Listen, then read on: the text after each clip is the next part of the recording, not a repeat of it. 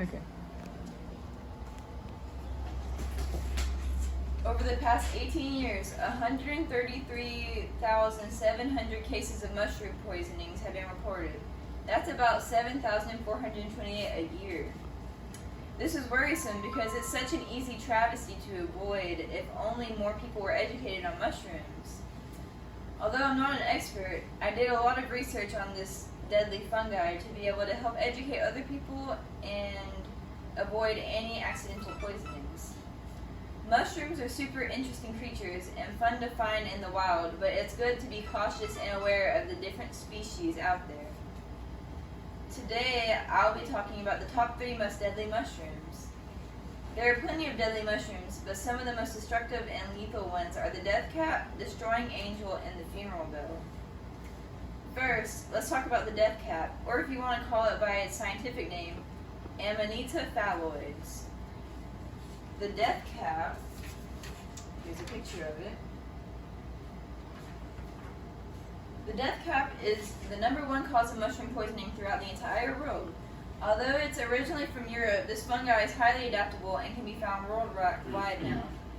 It's kind of rare in North America, but it's quite common in the woody areas of California since they like to grow on and around roots. So if you ever go hiking in California, keep an eye out for this spooky little guy. Their caps come in shades of green, brown, yellow, tan, or rarely in white, and they have white gills. So, the gills are these little things underneath the cap. The caps are obviously this. This is the stipe or the stem, and this is just the base. The stipe or stem can be white or yellowish and has quite a bulbous base that is covered in a membranous sac. If you happen to smell the fungi, it might smell pleasant if it's young, but they grow a foul, decaying smell as they age. And although they can kill you, people who have tasted it have said it's pretty delicious. They can be found mostly in the fall and winter times, but sometimes they can be found even into late spring. This mushroom contains 3 groups of toxins: amatoxins, phallotoxins, and virotoxins. According to PubMed.gov, symptoms of eating it are gastrointestinal disease such as diarrhea, vomiting, and stomach pains, jaundice, seizures, coma, liver failure, and even death. Even if you're able to catch it in time and survive, you'll almost certainly have permanent damage to your liver and kidneys, and you're probably going to need an organ transplant afterwards. Alright, now that I've creeped you out enough with news on the death cap, let's move on to the destroying angel. They all have pretty good names, right? There are a couple mushrooms that are called the destroying angel, but just to name a few are the Amanita virosa and the Amanita verna. All the destroying angel mushrooms contain the same toxins as the death cap, and they're part of the Amanita group. With so many species sharing the same name, these shrooms can be found on most continents, and the most common places they're found are in Britain, Scotland, Ireland, and in mountainous areas. But they can also be found in north and western regions of North America. This fungi usually sprouts from July to September, but can be found in the springtime as well.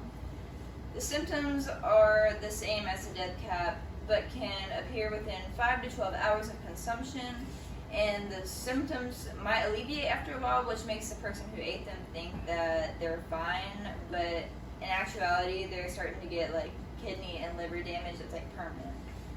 A really helpful website called First Nature has helped describe and identify the deadly mushroom.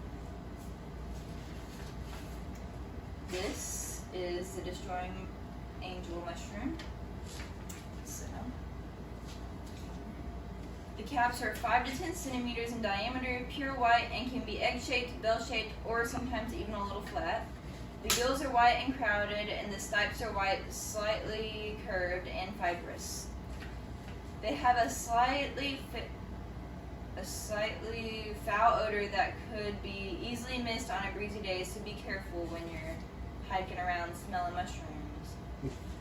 Moving on from the destroying angel, last but not least, is the funeral bell, or also sometimes known as the deadly autumn skullcap.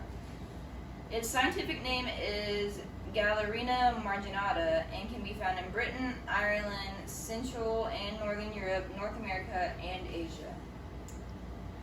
This also has the same toxins as the Amanita group, so the same as the previous two mushrooms, and so the symptoms are also the same.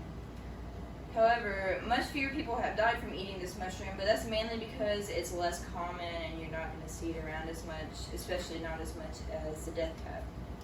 The First Nature website also helped me identify this deadly fungi, which looks like this. It comes in clusters usually.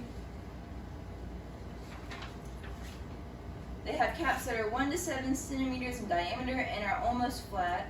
They have a color that is brown in the middle but fades into a honey-like shade on the edges.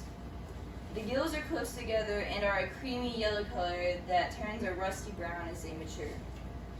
The stipes are long and more brown at the base. They have been said to have a mealy odor and taste, but I wouldn't really recommend eating this one either. They can be found on stumps, dead trunks, and fallen branches, and tend to bloom in the summer and fall times. Yeah. In conclusion, if you're going to be out in nature, you need to be wary of the wildlife and plants you're discovering. Nature can be terrifying and beautiful, you just gotta be careful. Hopefully after this, you'll be able to recognize the death cap, the strung angel, and funeral bow, so you can steer clear of them.